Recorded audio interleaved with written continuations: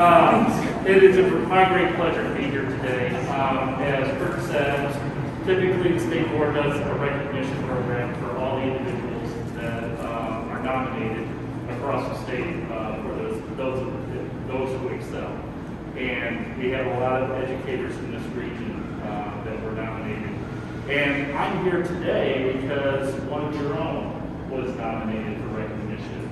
And Christina Soberalski, I got close, I know. But Christina was a finalist from our region.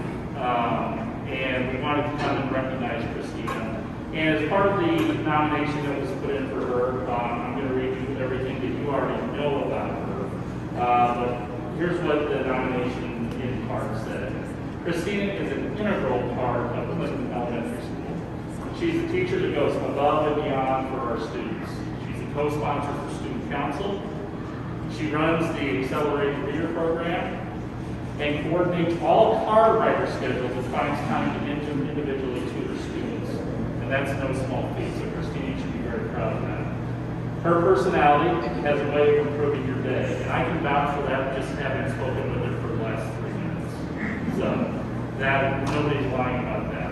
She's always happy to help in whatever way is needed.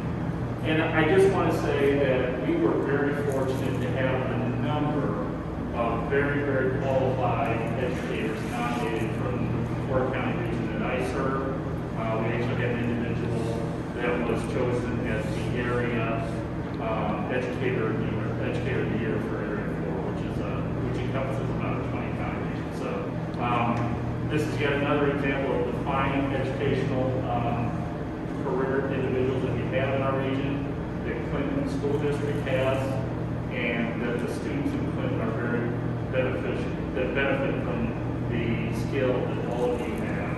But today we want to especially recognize Christina for all her hard work. Christina is going to get this yard sign that she can stick in her yard when it thaws out, or she can get it in there before it thaws out. Go right ahead. And then Christina, there's also a smaller version of this that's attached that you put up in your room. So Christina, please come on up and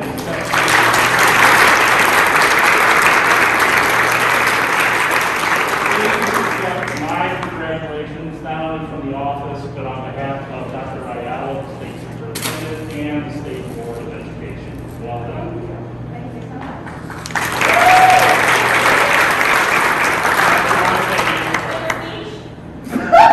No, and actually this is the one plus of doing it this way, because I did have to speak in front of everyone. And I found out through the Hardee's parking lot. I kind of scared the employees there. But of course, I will say I love working here.